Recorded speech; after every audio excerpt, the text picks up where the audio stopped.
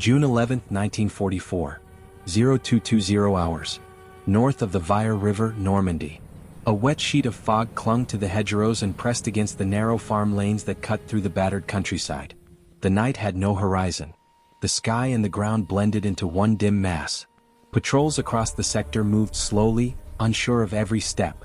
German scouts used the same darkness to slip between gaps in the line and record Allied positions with practiced precision. Every patrol that returned late forced commanders to delay artillery schedules. Every squad that misjudged distance risked walking straight into a crossfire. The terrain punished even slight errors. Rain from the previous day turned the hedgerow bases into shallow streams. Boots slid. Bearings drifted. Timing collapsed. Men who had marched in daylight with perfect discipline lost all sense of distance once the fog swallowed visibility. This problem haunted Allied units from the first landings. Night movement required precision. The battlefield refused to give it. Sergeant Thomas Miller stood at the edge of a sunken lane and listened. He held his map but did not look at it. The paper could not help him here. He waited for the men behind him to settle. Rain tapped against his helmet in slow, uneven intervals. He counted each strike without thinking. He had done this since childhood, when he worked at a rural mill along a shallow creek near Cedar Falls. The mill relied on a simple water cup system to monitor flow. A tin cup sat under a drainage spout, filling and tipping at a predictable rhythm. As a boy, Miller learned to judge output by sound alone. The steady sequence, the emptying, the refill that always took the same amount of time. He grew into a man who could sense a minute without a watch. By the time he reached the army, he carried that internal rhythm everywhere. It guided him in silence. It made chaos feel measurable. His squad did not know that yet. They only knew they were stuck again. The night patrol ahead of them was already late by 10 minutes. Miller's assignment was simple on paper. Move from the sunken lane to a concealed orchard near a farmhouse ruin, place a marking panel for artillery spotters at dawn, then return before German reaction forces probed the area. The route covered 680 meters. On a clear day this took 8 minutes. In fog it took 15 or more. Some squads returned 40 minutes late.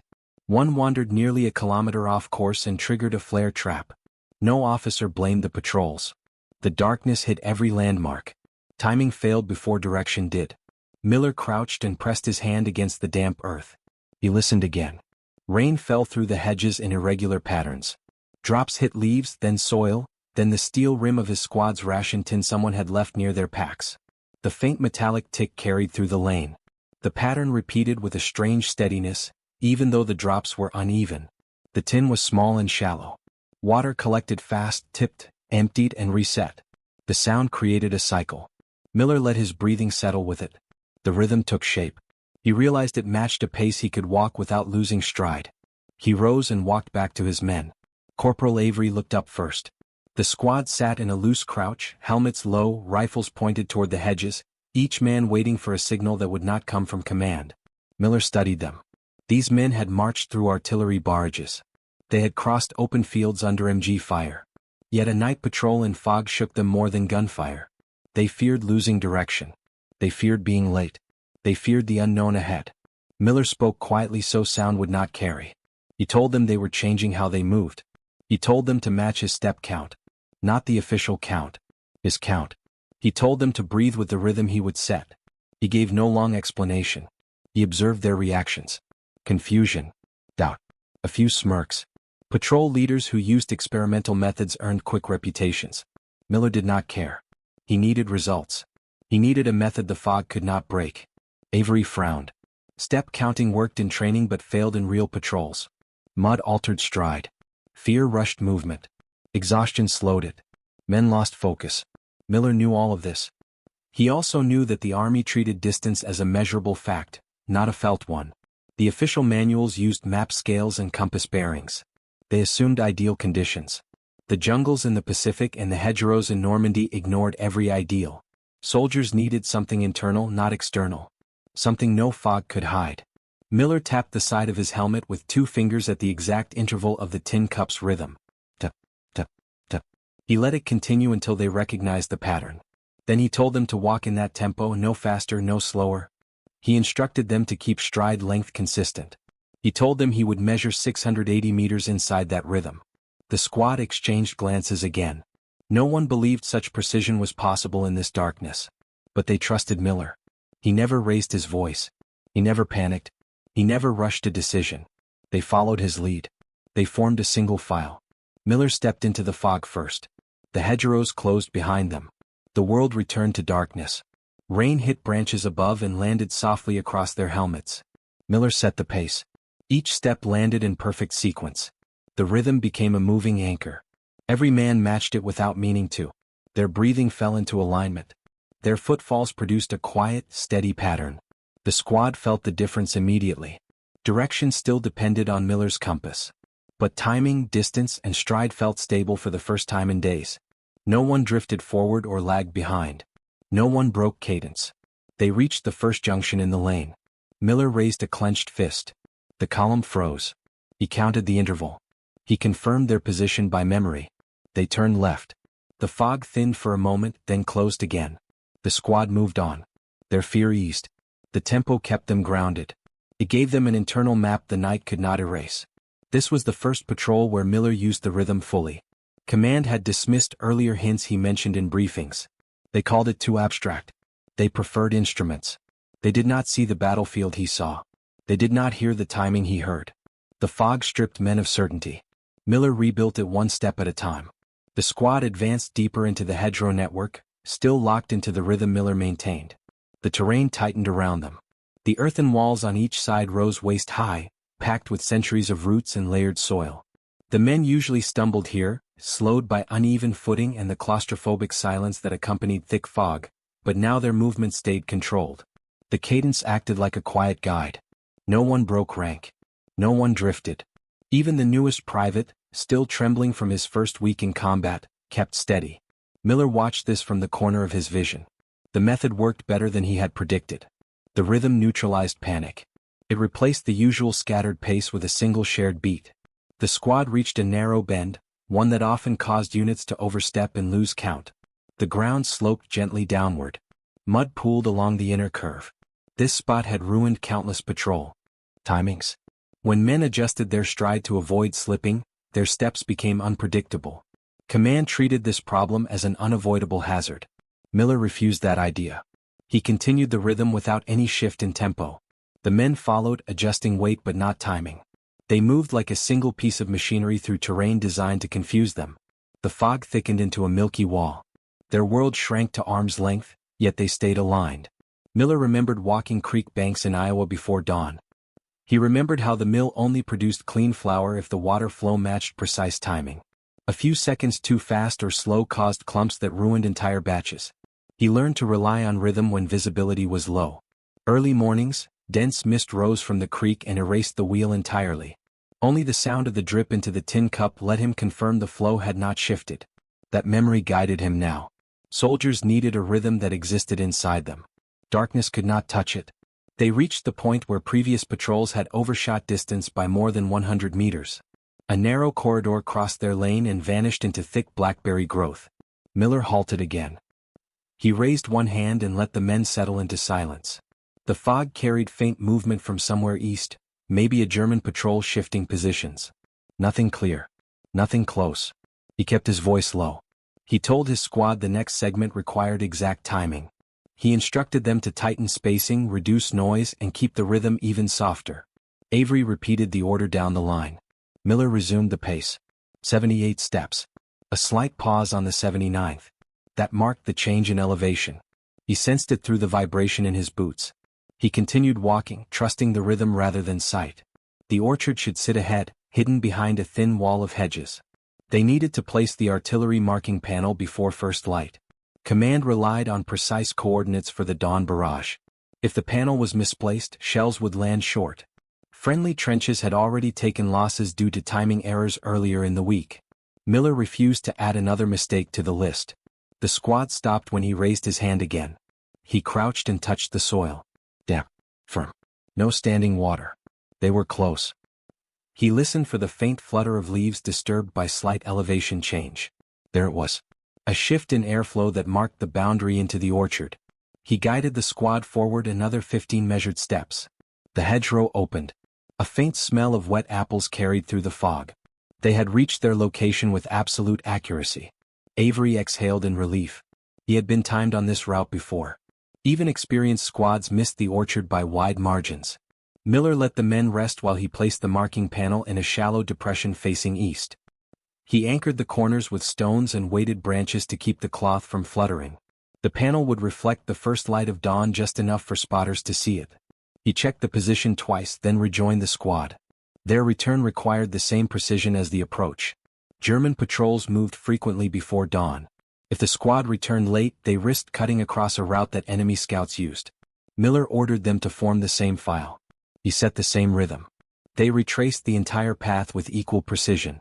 When they reached the sunken lane, the fog had thinned by a fraction. Enough for the silhouettes of distant hedges to appear as faint smudges. The squad secured the lane and waited.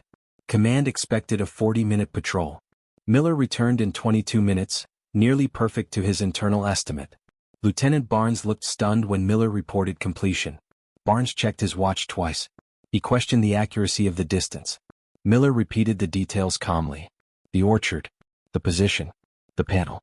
Barnes offered a skeptical nod, assuming luck played the main role. He had not seen the patrol drift once. He had not seen them keep exact stride in darkness so thick it felt like a physical wall. Later that morning, artillery spotters confirmed the panel was precisely placed. Not close.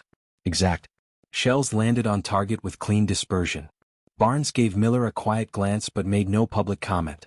Officers hesitated to endorse methods they did not control. Miller expected that. He did not create the rhythm for recognition. He created it because men died when timing failed.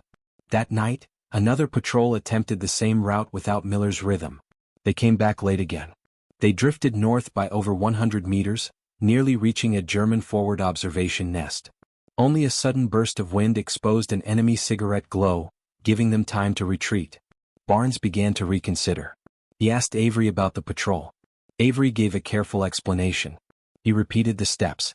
He mentioned the rhythm. Barnes frowned. He told him the idea sounded unreliable. Yet he could not ignore the results. 2 days later, a larger fog front rolled across the entire sector. Command delayed several patrols. The risk of disorientation was too high. Miller requested permission to lead one of the reconnaissance runs anyway. Barnes hesitated. The last accurate patrol was Miller's, but endorsing an unofficial technique meant responsibility if anything failed. Barnes approved the mission with a short, reluctant nod. The squad gathered again in the sunken lane. The fog was thicker than before, a complete white barrier. Even experienced scouts struggled to identify movement more than a meter away. Miller tapped his helmet lightly. The same rhythm as before. The men felt it settle into their bodies almost immediately. Fear shifted into calm readiness. They stepped forward as one. This mission required a longer route. Nearly 1 kilometer through hedgerows, then across a shallow stream, and finally toward a cluster of old stone foundations. The Germans used these ruins to test infiltration routes. The Allies needed precise distance measurement to plan counter-positions. No squad had reached the ruins on time since the landings. Miller raised one hand. The patrol started. The rhythm carried them forward into the fog once more. The fog swallowed the squad again as they advanced into the long corridor of hedgerows. The silence felt heavier than before. Even small rustles from insects or shifting leaves disappeared inside the dense moisture. The men marched with their helmets lowered, rifles angled forward, each one following the steady pattern Miller kept. The pace stayed constant. Even the mud that usually disrupted rhythm failed to alter their movement. Miller counted intervals against the internal beat that had guided him since his days at the mill. He scanned for changes in ground texture with each step. The stream crossing approached. They needed exact timing to descend the embankment without breaking cadence. When Miller halted the line, he crouched and touched the soil again. Softer. Wetter. The air smelled faintly of running water. The stream lay ahead, hidden by fog that drifted in slow waves across the hedges. He signaled for the men to tighten formation. The descent required careful weight control. Their rhythm had to continue even on unstable ground. The squad followed him down the short slope. Their boots sank halfway into the soft banks, but their timing stayed unbroken. Miller's rhythm carried them across the narrow wooden plank bridge that stretched just wide enough for one man at a time. The plank was slick from mist. A single misstep would send someone into cold water, breaking silence and exposing the patrol. Each soldier crossed with measured precision. The plank creaked under the weight but held. Miller continued the rhythm even as he walked, letting the plank's vibration confirm each step. Once the last man reached the other side, the fog thickened into a solid wall again. The path beyond the stream was known to twist abruptly. Most patrols struggled here. They drifted east, then overcorrected and veered toward German listening posts. Miller angled slightly left, matching the exact step count he had memorized. He measured distance not by sight but through tempo. Each man behind him trusted the pattern more with every successful turn. The ground leveled. Roots crisscrossed the soil. Hedge branches overhead formed a tunnel. The squad advanced with almost no sound. Even their gear seemed quieter, as if responding to the internal discipline Miller had created. The fog made the tunnel appear endless. The men could only see the boots of the soldier in front of them. It did not matter. The rhythm kept them aligned. Breathing matched footsteps. Anxiety faded into steady focus. At the 700-meter mark, the lane split into 3 possible directions. No squad had ever navigated this junction accurately in heavy fog. Each direction looked identical in daylight, and now the hedges were nothing more than faint shadows. Even seasoned patrol leaders had misjudged the correct turn. Miller raised his hand. The line froze instantly. He counted the rhythm again. He felt the faint slope to the right through the soles of his boots. That slope should not be present on the correct route. He turned left instead, guiding them into the narrower channel. Avery followed with quiet disbelief. He had seen officers argue over maps for 20 minutes at this very junction. Miller chose the path after touching the ground for 3 seconds. The squad moved deeper into the corridor. Vines brushed their shoulders. The fog shifted in slow pulses that distorted distance. Some men instinctively slowed, but the rhythm pulled them back into alignment. Miller kept the tempo firm and steady. They passed through the corridor before tension could unsettle anyone. Far ahead, the ruined stone foundations waited. The Germans used them to test infiltration pathways. They often placed listening posts near the ruins. Reaching them required more than precise distance. It required silence sharper than anything the squad had attempted before. Miller reduced the rhythm to a slower beat. The men adjusted without hesitation. Their steps shortened. Their breathing matched the new tempo. At 940 meters, Miller stopped again. The fog shifted just enough to reveal faint shapes. The ruins stood ahead, low and broken, smothered in moss and vines. The squad crouched behind a hedgerow. They heard faint German voices. 2 soldiers speaking quietly, possibly discussing the night's patrol assignments. Miller raised his fist. The squad froze. He listened for direction. The Germans were positioned to the west, not directly ahead.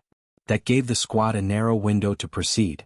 Miller signaled for 2 scouts to move forward. They crawled ahead through the hedgerow, staying low and controlled. Their movements matched the slow internal rhythm. Even crawling followed the pattern. The scouts reached the stone foundations and confirmed no German sentries watched the open approach. Miller brought the rest of the men forward. They reached the ruins with remarkable precision. Exactly 1,000 meters from the starting point. The timing aligned almost perfectly with Miller's internal count. They took cover behind a collapsed wall. The objective required them to record key terrain features inside the ruins and confirm whether German scouts used a concealed trench nearby. Miller inspected the ground. Foot impressions in the mud revealed frequent German movement. He noted the direction of the tracks. The trench lay to the southwest. Exactly where command had suspected but never confirmed due to repeated patrol errors. A sudden sound cut through the fog. A German soldier approached the ruins, humming quietly. Miller gestured sharply. The squad flattened behind the wall. The soldier walked within 2 meters of their position. Had any man shifted out of rhythm or position earlier, they would have revealed themselves. The soldier paused. He lit a cigarette. The flame flickered through the mist, throwing a pale glow across the stones. For a moment, the danger hung in front of them. If he stepped just a few paces deeper into the ruins, he would spot Avery's elbow barely concealed by a moss-covered rock. The rhythm kept the squad steady. No one breathed too quickly. No one shifted weight. The soldier took 2 slow drags, then walked back toward the listening post. The squad waited several seconds before moving. Miller signaled again. They began their return route, still locked into tempo. The path back required the same precision. The fog grew thicker. Their senses felt dull. Only the internal rhythm stayed consistent. It carried them through the junction, across the stream and up the slope. They reached the sunken lane with the same perfect timing as before.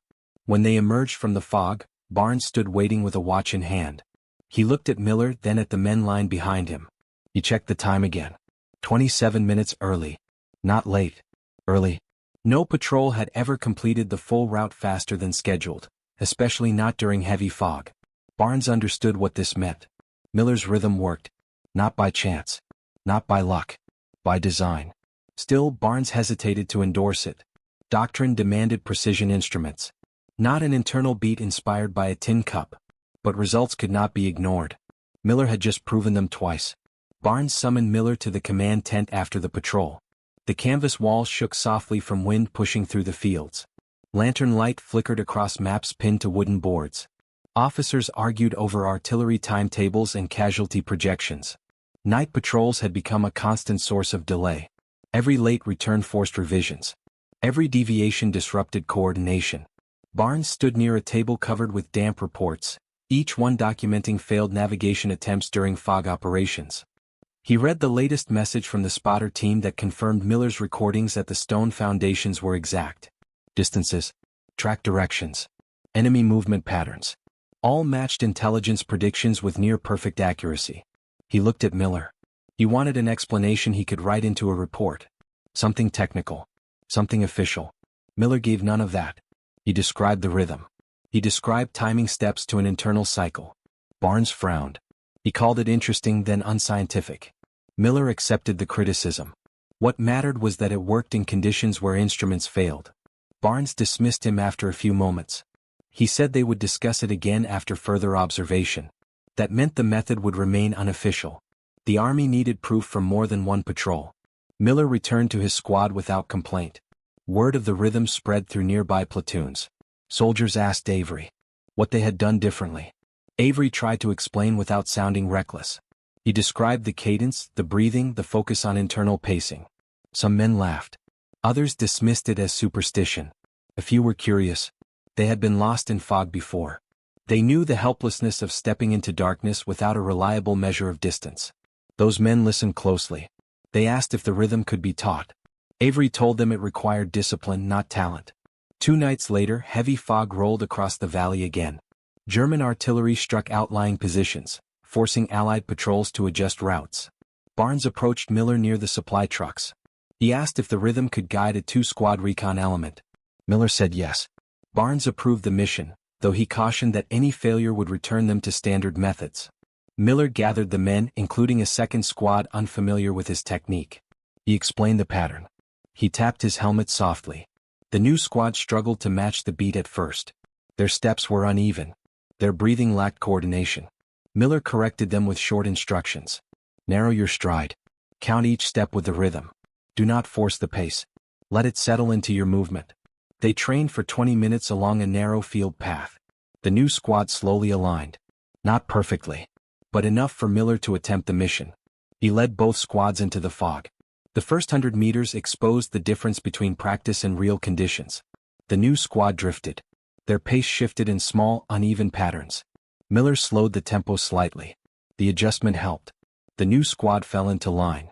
Their breathing steadied. The rhythm pulled them back into alignment. They reached the first junction without separation. The accomplishment alone surprised several of them. The mission required them to reach a German supply cache hidden near the edges of a ravine.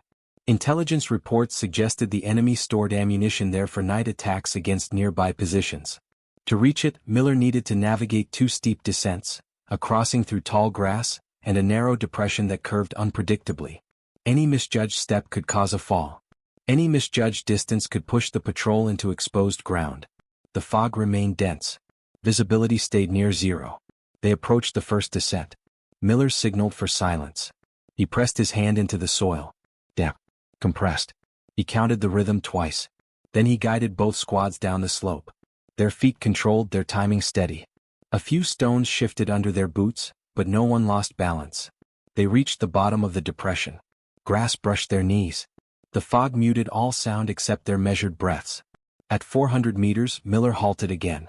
The ravine's outer edge sat close. He listened for running water below. Nothing. That meant the ravine was dry. That also meant footsteps could echo. He slowed the rhythm again. The squad shortened strides to avoid making noise. They followed Miller into the curve. The ground tilted. The fog distorted angles so sharply that some soldiers felt briefly disoriented. The rhythm anchored them. Even the new squad maintained formation. Miller sensed the terrain shift again. The last portion before the cache required moving along the ravine wall. German troops often hid there during resupply operations. He raised his hand. The squads knelt instantly. He heard faint metal scraping. 2 German soldiers were preparing ammunition crates. Their voices carried across the ravine. Miller signaled for complete stillness. The men froze. The rhythm remained internal. They did not move. They did not shift even slightly. If a single stone had rolled under a boot, the Germans would have heard it. After several minutes, the Germans finished their task. They walked deeper into the ravine, unaware they had stood only meters from 2 Allied squads. Miller gave the signal. 2 scouts approached the cache. They confirmed multiple crates. Ammunition. Grenades. Mines. German operations relied on these supplies for night harassment. The patrol needed exact counts and locations for artillery planners. Miller inspected the area. He memorized the layout. The rhythm in his mind matched the steps between each crate. 32 steps from the entrance to the first stack. 17 from that stack to the second. 11 from the second to the mine crate. He recorded everything internally. He did not carry a notebook into fog. Writing broke rhythm. Memory kept it intact. They withdrew along the same controlled path. The new squad moved with surprising steadiness. Their initial doubt had dissolved. They saw the value in the rhythm. They saw how timing replaced confusion. They crossed the depression. They climbed the slope. They returned to the hedgerow network. When the fog began thinning near dawn, both squads arrived at the sunken lane almost exactly on Miller's predicted schedule. Barnes waited again. He checked his watch. He asked the new squad leader how they navigated without delays. The man hesitated. Then he pointed at Miller. He said the rhythm worked. Barnes said nothing for several moments. Then he wrote a note in his logbook. He still refused to call the method official. But he no longer dismissed it. By that afternoon, rumors spread across the battalion. Some called it Miller's pace. Others called it tin cup timing because of the strange story Avery told about the drip into a mill cup. Soldiers repeated it across foxholes and supply tents. The story grew until even men who had never met Miller asked how to learn the rhythm. Miller ignored the attention. He focused on the next patrol. The fog returned the next night with even greater density. The entire valley disappeared under a white ceiling that trapped every sound. Patrols stalled across the sector. Officers debated delaying operations until visibility improved. German units used these conditions to reposition quietly. Any delay gave them more freedom to shape the lines. Command could not afford hesitation. They needed reliable movement. They needed men who could push forward without losing direction. Barnes walked through the company positions with a tight jaw. He knew only one squad could navigate in these conditions with confidence. He found Miller preparing equipment near a collapsed barn. The sergeant checked rifle straps and redistributed ammunition while the squad waited in silence. Barnes handed Miller a message. A forward listening post had gone silent. 2 men. No communication for 3 hours. Their position sat near a key junction of lanes used by German night patrols. If the listening post had been ambushed, German scouts could exploit the gap. If the men were still alive, they needed rescue. Command had no accurate route to reach the position through the fog. Barnes asked Miller if his rhythm could guide them. Miller said yes. Barnes approved the mission without hesitation. The squad gathered in the sunken lane again. The fog reduced visibility to less than a meter. Even the nearest hedgerow vanished into a pale blur. Miller tapped the rhythm on his helmet. The squad aligned with calm readiness. Each man controlled his breathing. They stepped forward in the same steady pattern that had carried them through every patrol since the first night. The path to the listening post passed through terrain far more complex than their previous missions. Narrow trails that angled unpredictably. Thick undergrowth that caught on gear. Small rises and sudden dips. The fog distorted everything. Even sound direction scattered. Miller relied entirely on the rhythm and on subtle changes in ground tension. He measured steps with the same precision he once used to judge the mill's water flow. The beat inside his mind never changed. They advanced carefully. At 200 meters, they reached a sharp bend bordered by brambles. A common point of error for patrols. Many turned too early or too late. Miller counted. 52 steps from the bend. Then a slight incline. His boots confirmed it. The squad followed without wavering. The fog thickened until the air felt like wet cloth draped across their faces. Sweat mixed with moisture. Even seasoned soldiers felt tension building. But the rhythm kept them steady. Each step controlled. Each breath matched to the tempo. At 370 meters, Miller halted the line. Something felt wrong.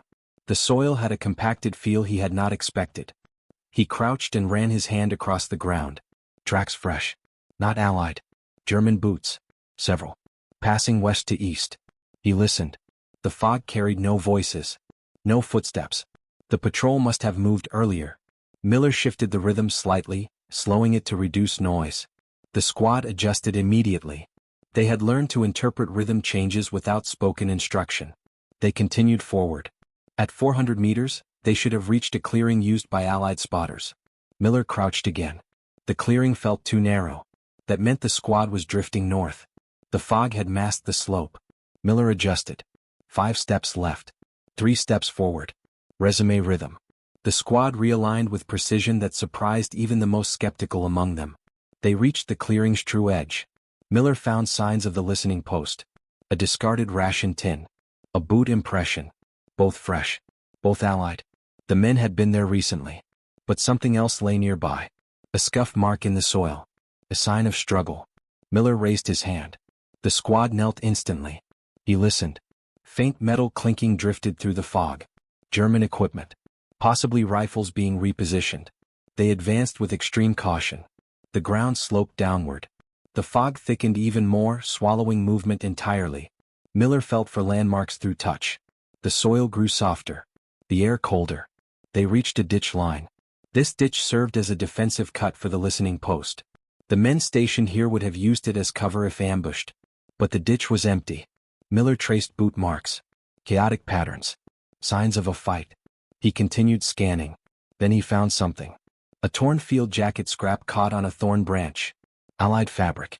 The 2 men had been dragged into deeper fog. Miller signaled again. The squad formed into a tighter file. They followed the disturbed soil patterns. The rhythm slowed to minimize noise. The fog made every direction feel identical. Only the rhythm and Miller's sense of terrain kept them from drifting into German patrol zones. They advanced 30 meters. Then they heard it. A muffled voice. Weak. Strained. English. One of the missing men. The squad froze. Miller gestured sharply. They crouched behind the hedgerow line. Through the fog, faint shapes appeared. German silhouettes. For soldiers.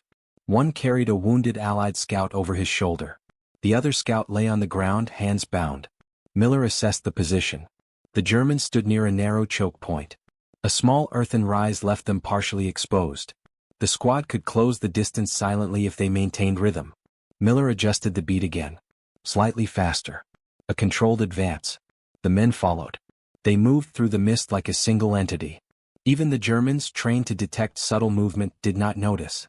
Miller signaled Avery and 2 riflemen to flank left. He kept 3 men close to him on the right. They advanced at the exact moment the German carrying the wounded scout shifted his weight. That small distraction gave them their opening. Miller reached position first. He signaled. The squad moved. 2 Germans fell before they could react. A third turned, startled, but the rhythm had carried Miller's squad so close that the man saw only shadows before Avery struck him. The last German tried to lift his rifle. He never fired. The fog swallowed the sound of the struggle almost completely. They freed the wounded scouts. One had a broken arm. The other had taken a rifle but to the ribs. Both could walk with help. Miller restored the rhythm for the return. The squad moved back through the fog with the same controlled pace. Even while assisting wounded men, they kept timing stable. When they reached the lane, Barnes waited again. He saw the rescued scouts. He saw the squad arrive ahead of his expected schedule. His expression changed for the first time. He understood. This was not improvisation. Not luck. Not theory. It was a working navigation system built from human rhythm. One that saved lives. The rescue patrol changed the tone across the battalion. Word moved through every tent and trench. Soldiers repeated the details. 2 scouts recovered in 0 visibility. 4 Germans neutralized without a loud engagement. A full route completed ahead of schedule. Each man who heard the story understood its significance. Navigation failure no longer felt inevitable. Fog no longer felt unbeatable. Miller's rhythm had turned darkness into something predictable. Something measurable. Something human. Officers began requesting informal instruction for their squads. Miller never lectured. He demonstrated. He tapped the rhythm lightly against his helmet or his rifle stock. He showed men how to match their breathing. He walked short routes with them until their stride settled. He corrected posture. He adjusted pacing. The rhythm became second nature to many. Soldiers who once stumbled in fog now moved with quiet confidence. Some called it instinct. Others called it training. The name tin cup timing spread through the battalion. No one had intended it. The phrase simply fit. A rhythm born from water dripping into a cup now guided men through the deadliest conditions of the war. The technique improved performance through every patrol. Rendezvous points were reached on time. Observation posts received accurate distance reports. Artillery coordination became sharper. The loss of patrols to disorientation decreased until commanders noticed the trend on daily reports. Yet tin cup timing never entered a manual. Officers could not describe it in standard terms. It did not rely on instruments or formulas. It relied on the internal rhythm of men who learned discipline before they learned doctrine. It passed through squads quietly and effectively. In late July, Miller's unit pushed deeper into Normandy as German positions collapsed under pressure. Fog continued to appear often. Each time, squads guided by Miller's rhythm navigated without error. The technique spread to 2 other companies. Some men adapted the beat to their own stride. Others used the exact cadence Miller taught. No matter the variation, the core remained. Precision through controlled rhythm. When the battalion moved out of the hedgerow country, Miller's influence continued but remained informal. New terrain brought new challenges. Yet soldiers remembered the feeling of confidence the rhythm gave them. They carried that memory into later battles. Many credited the technique with saving their lives. Some spoke of it long after the war ended. It became one of the countless innovations born from necessity and carried by soldiers rather than institutions. Miller never sought recognition. He returned home after the war and resumed work at a rebuilt mill. The sound of water filling a tin cup remained familiar. He never wrote about the rhythm. He never claimed he created a method used by dozens of patrols. His contribution stayed with the men who walked behind him through fog thick enough to erase the world. They remembered how one simple rhythm restored control in chaos. They remembered how a quiet, steady cadence turned impossible navigation into precise movement. They remembered the man who taught them that darkness could be measured.